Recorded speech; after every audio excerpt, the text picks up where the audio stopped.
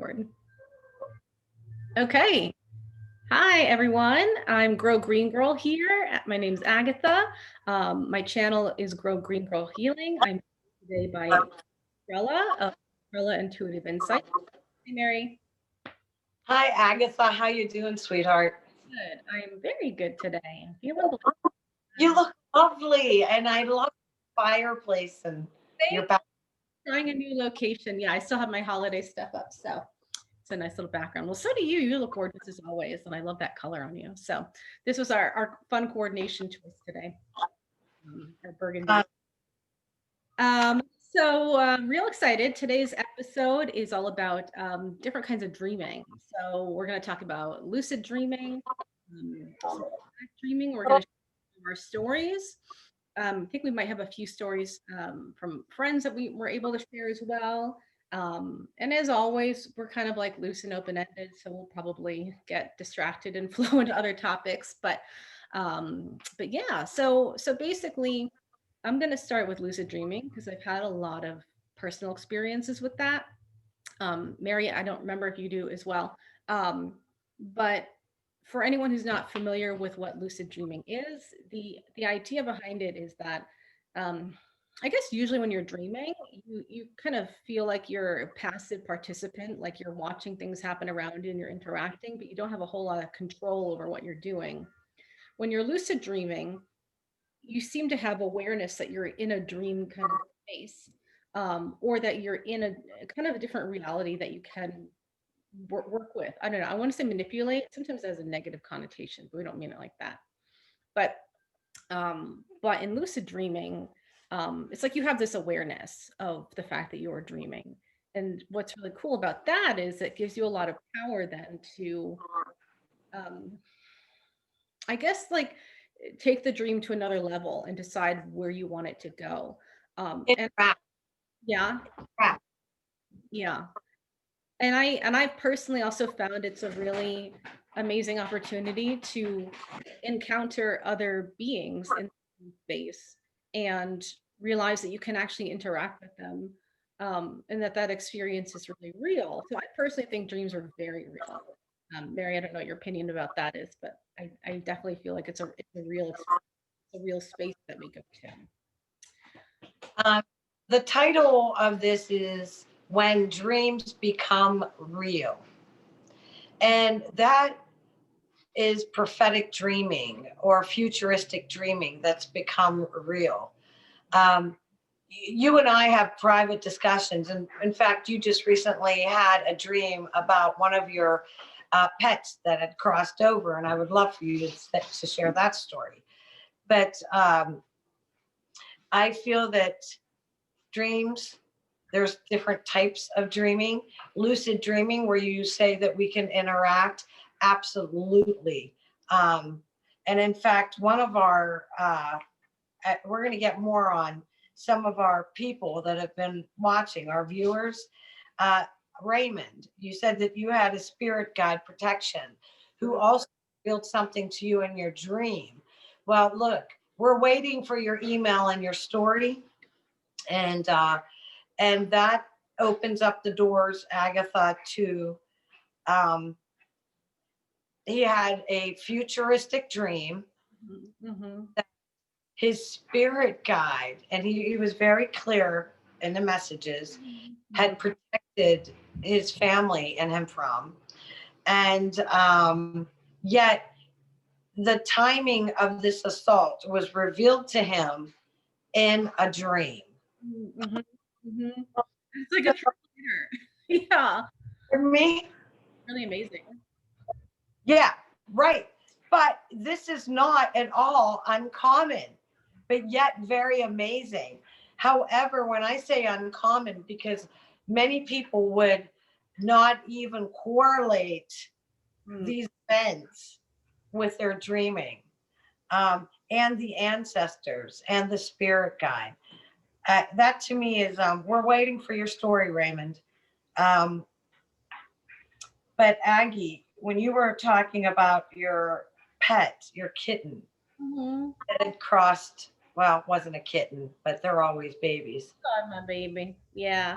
Yeah, I've got a bunch of stories. I guess yeah, I would say I've definitely had a bunch of prophetic dreaming experiences, but more recently, for whatever reason, I'd say over the last few years, and then even more concentrated over like the last 8 months, and then another batch of concentration over the past few weeks, where it feels like every night I'm having a lucid dream. So it's Hmm. wild.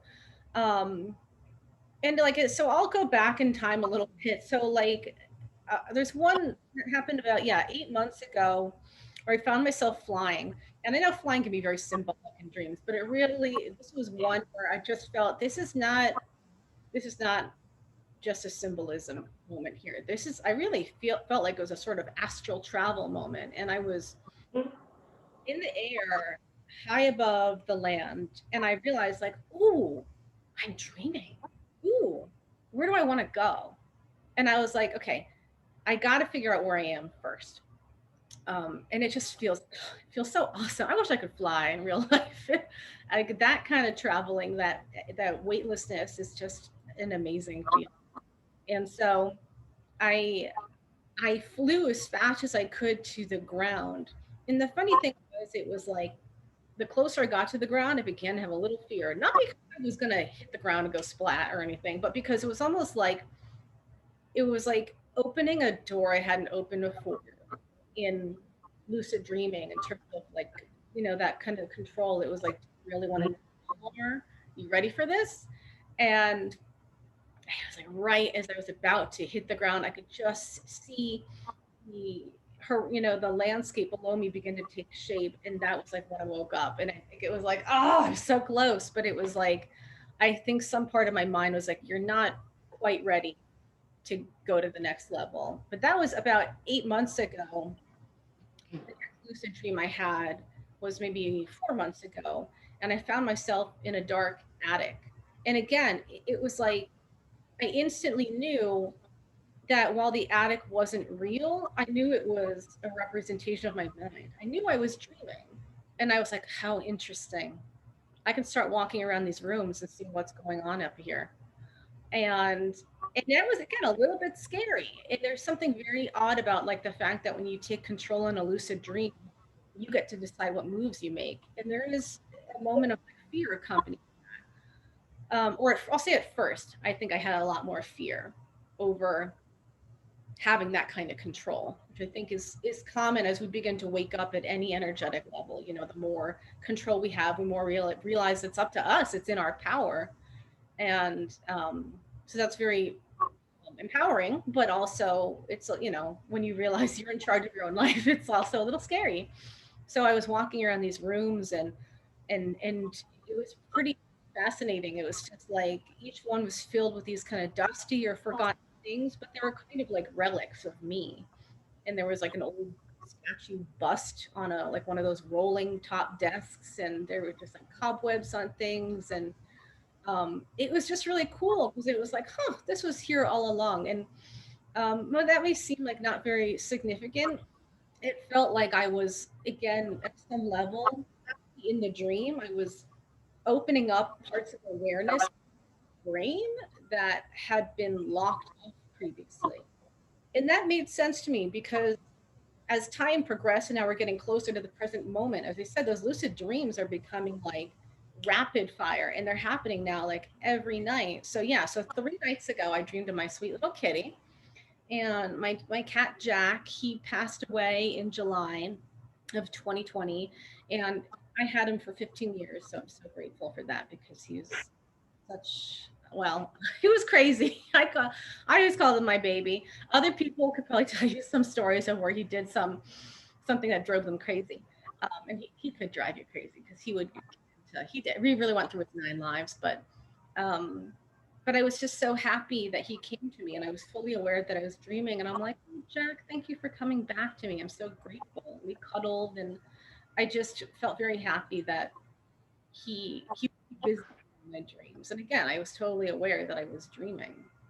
And then 2 nights ago, um, I dreamed of my ex boyfriend, which, um, I wouldn't have thought would be positive, but it actually was. And again, it felt like I'm going back with someone from my past who's we moved on, so to speak, but maybe part of me hadn't moved on or something, or there was some kind of reconciliation that happened there. And then last night I dreamed of my grandfather. And those are some of my favorite dreams because when he was alive, he was very agnostic. He would not believe in any of this. He would have been like, nonsense, you know. But after he passed, I started having dreams of him where I saw him almost like his soul was having an evolution or progression through my dreams. It was, and I had to wonder if on some level, wherever, whatever dimensional reality he's in right now, if he is continuing to learn after his life here on Earth. Maybe he'll come back again. I don't know, um, but in my dreams, he always seems to be checking in on me and like wanting to know if I'm doing okay. And I had had another dream of him when I had moved to North Carolina, where he was helping pack up boxes in my apartment. So I always feel like he just shows up when something big is going to happen, like a big transition I'm making, and he just lets me know he's there for me.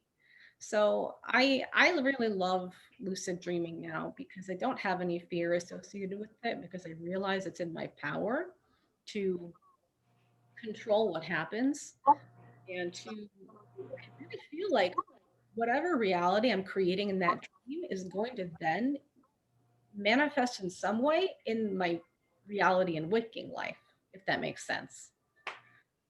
Yes, but which is different from prophetic dreaming. Yeah, I think it is a little different.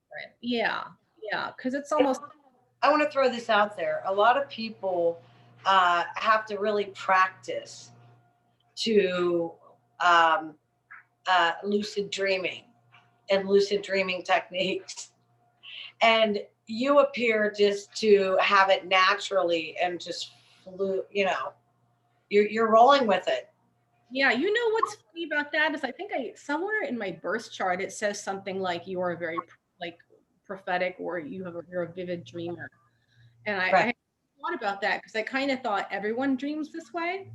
Right. Um, but I'll say maybe for better or for worse, I'm also just super imaginative, which can be like great when you're creating something, maybe bad if you're like, going off the handle on something that didn't really happen here. But I think maybe having an attitude of creativity, which I think comes from the same space. It's really having like an openness to what's possible. I feel like if you're trying to train yourself, maybe lucid dream, maybe that could be very helpful to anyone out there. Um, because it all comes from that same, I don't know, that same starting point of creation of what could be. And I think that's really important because I think, especially in our society, we're really taught to really shut down what we sense. Because you're right, probably a lot of people do sense some of these things, but they kind of are afraid to trust it or don't want to go there. Yeah, that's the fear. And I feel that's was the bust in your dream and the dust and the cobwebs. Hey, I wanted to bring up another one of our viewers, Michael A, who, we'd like to hear his story again via email. But he was, stating how in his dreaming, he got a deep level healing. Oh, And yeah. right. So, and that's something too that is common. Maybe a lot of people don't want to throw it out there or even recognize it or give this kind of attitude of gratitude. But I'm really interested to hear more about this story here, um, because that is healing. And it's sometimes spirit can reach us through our dreaming, and that's where we heal. I do readings internationally, and I have many of my viewers tell me that they had loved ones come back to them in their dreams, and that gave them that peace that they needed to know that they were okay. Yeah, Um, changing our. and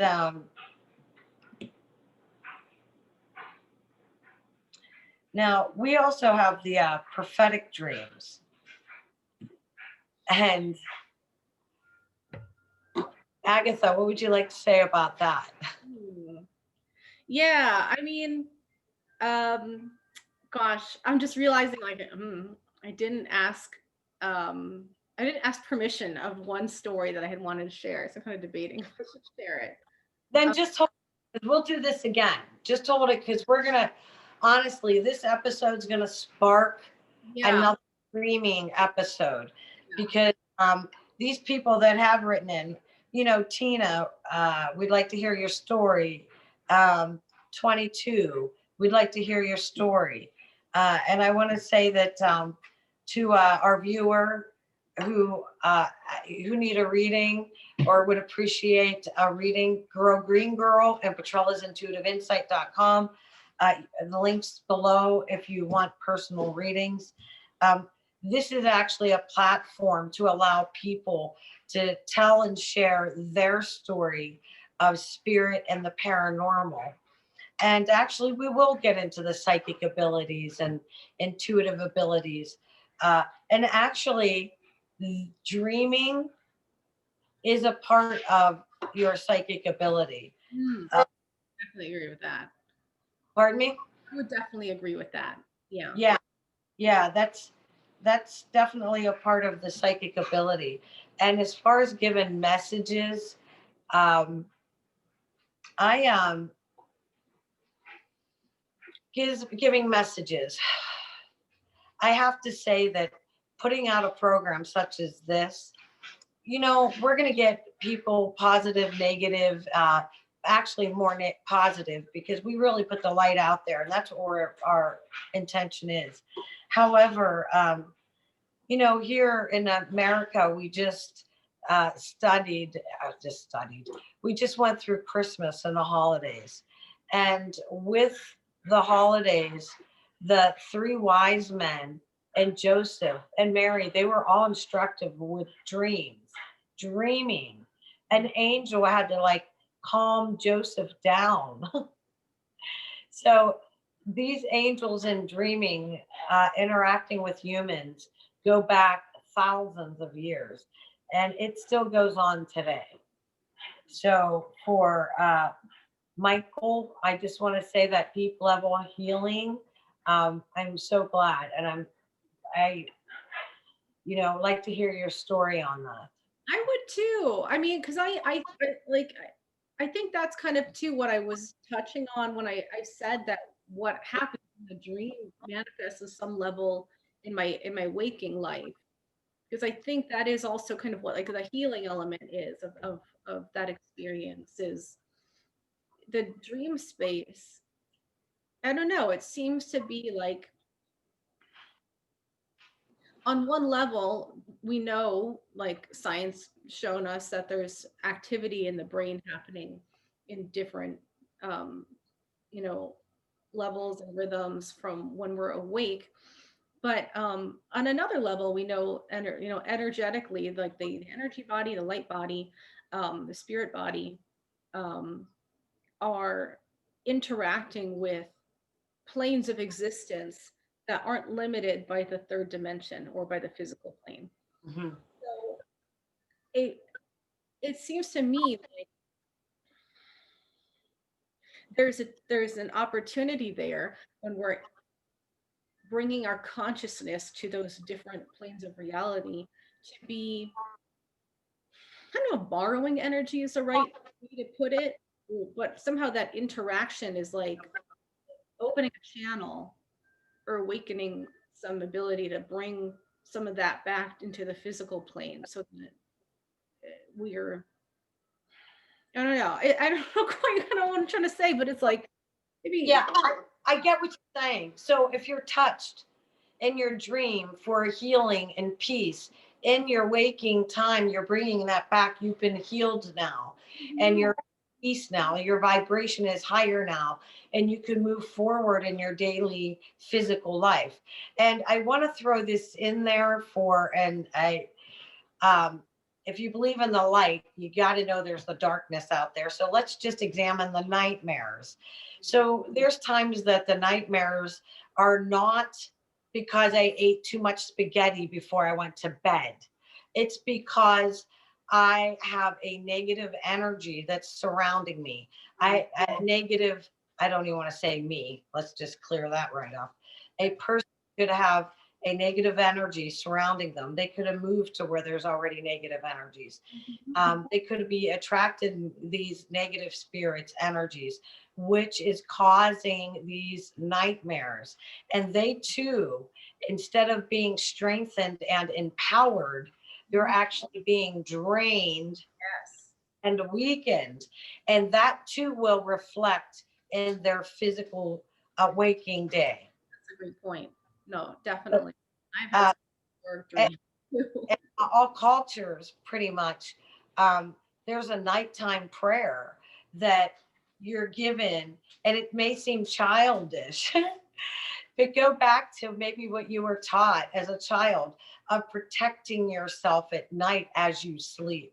Because you're in that half awake, half asleep state, that's where a lot of things happen. Right, because it's like there's like a barrier lifted. So Yeah, you want to like let in the right stuff and keep the rest out. exactly. And honestly, sometimes we fall into the wrong stuff uh, unintentionally, or just bring it back with us, or it's somehow attracted. I definitely, um, if I have a dark dream, I I'll wake up. I will kind of fluff all the bed sheets, kind of like shake the energy off. I might even open the window, let something out that's in the room. Pillow over. I'll say a prayer. I will like turn on a meditation before I go back to bed because it definitely feels like there's like a manifested presence after that dream. But I'll also say before bed, um, I'm very particular about what is one physically in my bedroom, and then two, what I interact with or think about before I go to bed. Because I think it's really common for all of us in the modern world to like get in bed and think of like 30 things you didn't do that you need to do, or 30 things you're worried about. And that's like, I'll say at the like lightest level, that's kind of the lightest kind of darkness I think you can have, is like that stress. At the lowest levels, of course, much, much darker things. And I personally, I I don't watch anything or read anything that's very dark before I go to bed because I don't want to carry that with me. That's or attract that kind of energy, right? Yeah, yeah.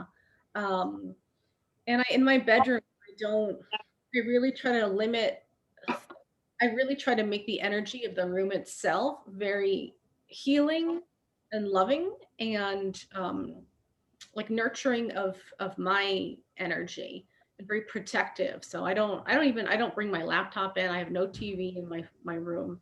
I don't like a lot of electronics. Right. I don't like and for me, like I think I have very particular aesthetic. So there's just things that I like to have around, like candles and crystals, and I make sure that that space around my bed feels very nurturing. Um, and yeah, it's like until we've had this conversation, I never really thought deeply about why I do that. I just sort of instinctively felt like what I have to do before I go, so that when I go to bed, I feel like I can, I don't know, actually relax. I think, Right. A ritualistic bubble around yourself. yeah. Uh, and I put that ritualistic bubble around, you know, my family, Mm. and as we sleep at night.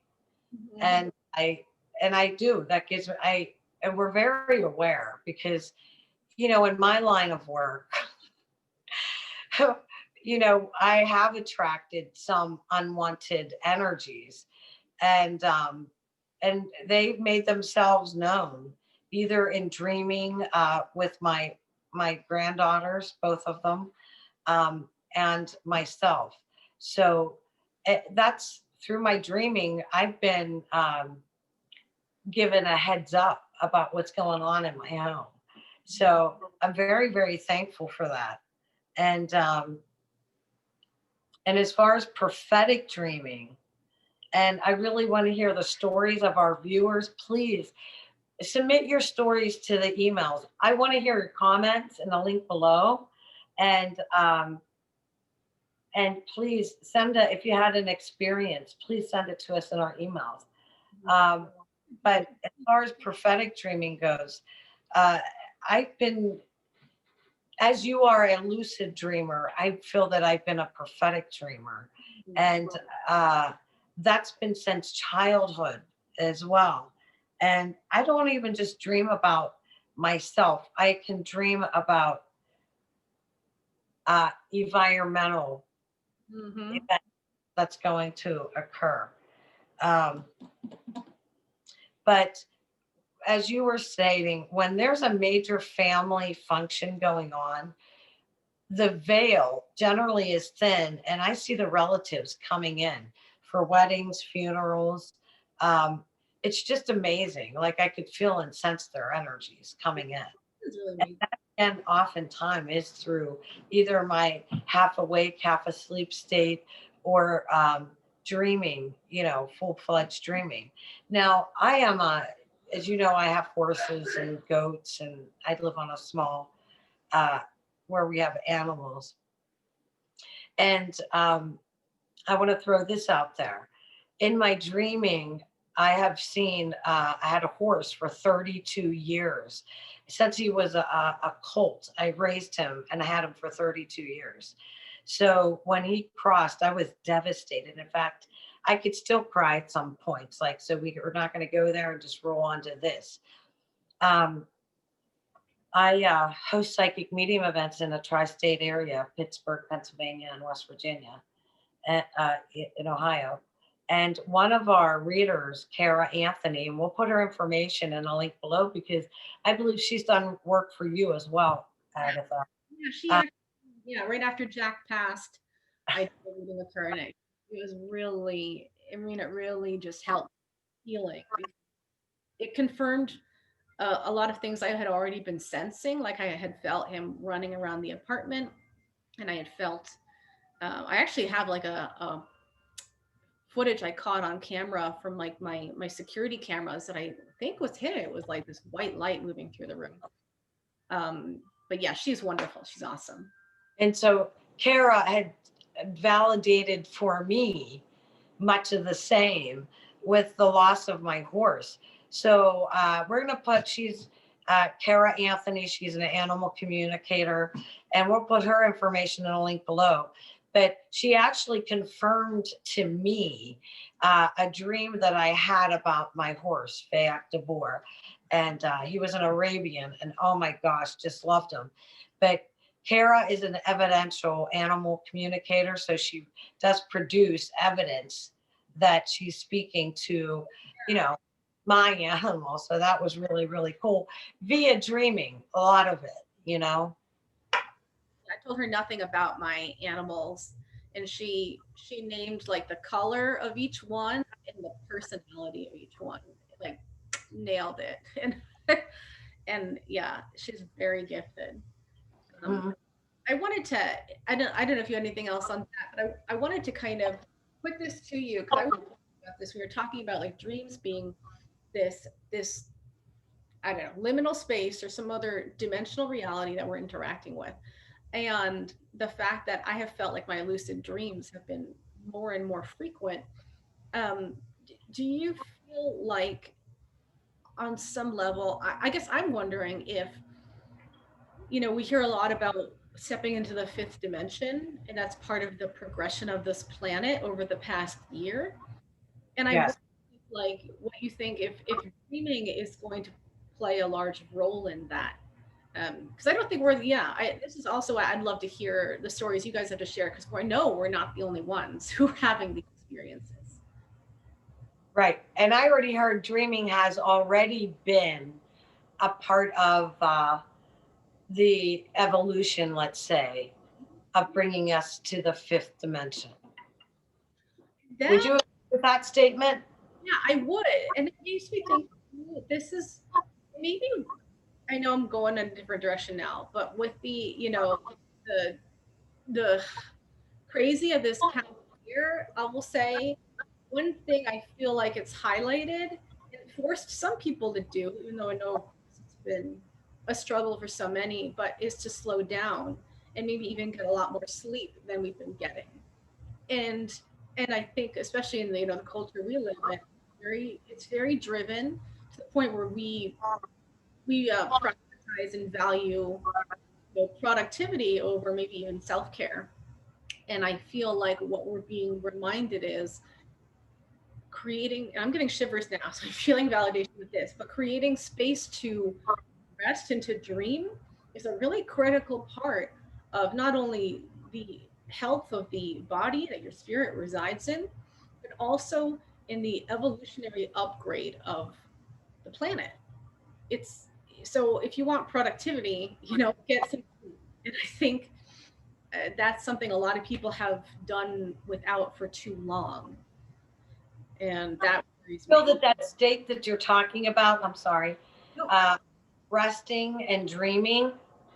I feel when I tell, you know, when I teach, I tell people to just imagine this energy going through the top of your head, all the ways through your body. And they'll say to me, I fell asleep. Then I say, well, great, you were successful. Yeah. And um, because that's the goal is to bring your body into rest. And oftentimes that dreaming is where the information of the divine lies. Mhm. It's in between that wake and sleep state. And I also feel that our dreaming is being in that position of that wake sleep state. That's when healing takes place. We know what that's the divine speaking to us. There's prayer, and then there's this space that you're talking about. And that's where the divine speaks to us. And a lot of people do not take that time in their daily busy life. And sometimes also, I want to say, I also tell my people don't be around like the telephone, the television. When you get into this space, you want to have it so that your aura, the energy surrounding your body can actually realign with the divine. And when we're constantly around, microwaves, televisions, telephones, they interfere with our energy system. Mhm. And during particular rest dream time that you're speaking of, that's a perfect time to put all electronics back. Mhm. Yeah, you're reminding me, like I've been meaning to get an alarm clock so that I don't have to keep my phone at my bedside because otherwise, like, it's right by my pillow, and I sometimes think like, that can't be good for me to be sleeping that way. I don't like that. Right. And that will change. Well, I think we covered a lot. Uh, Yeah. Astral flight, astral travel, prophetic dreaming. Um, I did you have ancestors dreaming? Um, I think that's most everything we wanted to cover. I think we just wanted to share our stories because we figured it would kind of trigger recognition with those of you watching this video. We know again we're not the only ones who have these, so we hope it'll really inspire you to submit your stories of what you have experienced or even your perspectives on what you feel the value of dreaming is, and I'd love to hear that. um, and yeah, I was thinking, Mary, maybe what we can start doing, and we kind of did it, this episode, but it's like, you know, make sure that we put aside a portion of the show to talk exclusively about the feedback that we get from our viewers from the previous episode. So we make I sure that, would like to zoom in some of our viewers, that have a story that's, that they would like to share. yeah, yeah, agree. That I would be mean, we have to really read through them and be, I know we couldn't read every single one of them, but we could do, whatever spirit's leading us to do. That's how we do it anyways. pretty much. winging it. Yep. All So, right. Awesome. uh, true nature of dreams, I feel that it's the divine speaking to us much of the time. And it's, again, if there's dark energy around you, that's also, it could be a warning of some sort. Those are dreams too that need to be paid attention to, or the nightmares, or Mhm. the frightening ones. um, and you know what, too, before we end this, I wasn't even planning on throwing this in there, but you know that I had lived really way out in the country, to where there was not cell phone connection or any of this. It was pretty remote. And I remember having dreams of mythical beings I didn't even feel existed, but they were actually in my dreams when I lived on that property. Mhm. And I mean, I wasn't frightening, but it was quite an experience. The locals later told me that there was a Native American burial ground actually on the property that I was living on.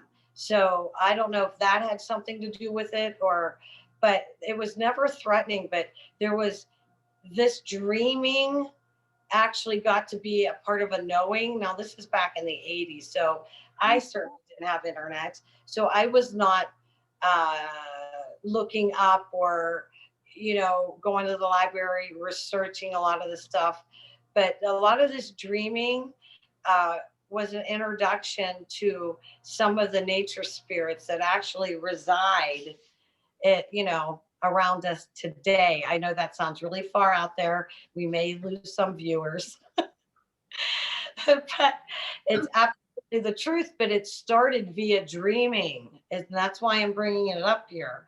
The introduction, it was always in my, half awake, half asleep state at first, Mhm. and then it progressed from there. So that's pretty much what I have to share. Yeah. That's cool. Like I would love to do an episode where you go more into that. Um, because definitely I feel like wherever we are physically residing is going to impact our dreams, not just because it's a new space, but because there are different energies there. Uh, Absolutely, absolutely. yeah. Well, I've cool. stories, and this will be the last one. I have stories that family members had gone back home because there's been a funeral. So the children and the grandchildren are all, they all went back home. And that night, and every night that they were there at the main house for the funeral, they all had the same, like, dreaming of their deceased ancestors coming back. And they all shared these same dreams as they were in that house as they went back for that funeral. And so, when dreams become real, or when you draw a line between this really isn't dreaming, this is happening in the spirit realm. Mhm. So I think, you know, a lot of people have different stories pertaining to both. Yeah. Mhm. Or maybe dreaming just, is just not what we have thought it is historically. So when we say like, "Oh, this isn't dreaming," it's like this has always been dreaming, but it's taken us a while as a society to kind of recognize that. But that's I think is really exciting about the time we're in right now, and about this buzz around entering the fifth dimension, because I think it's really going to be an exciting, I don't know, exciting version of the Earth to be on that is a lot more interactive and understands the principles of spaces like like the dream world, and how we can interact with time, and yeah, I would do a whole other episode about that, but we can wrap up. Well, yeah, thank you, Agatha. This has been a good episode. Yeah, yeah. I mean, With our people, and you're right, the next episode, we'll take a portion of it. We'll read back some of the comments and emails, most definitely. And for those who want to follow up and maybe just zoom in, why not? yeah, yeah, yeah, definitely. All right. Well, thank you so much, Mary, for joining me. Yeah. Thank you, everyone listening in, and God we will see you next time.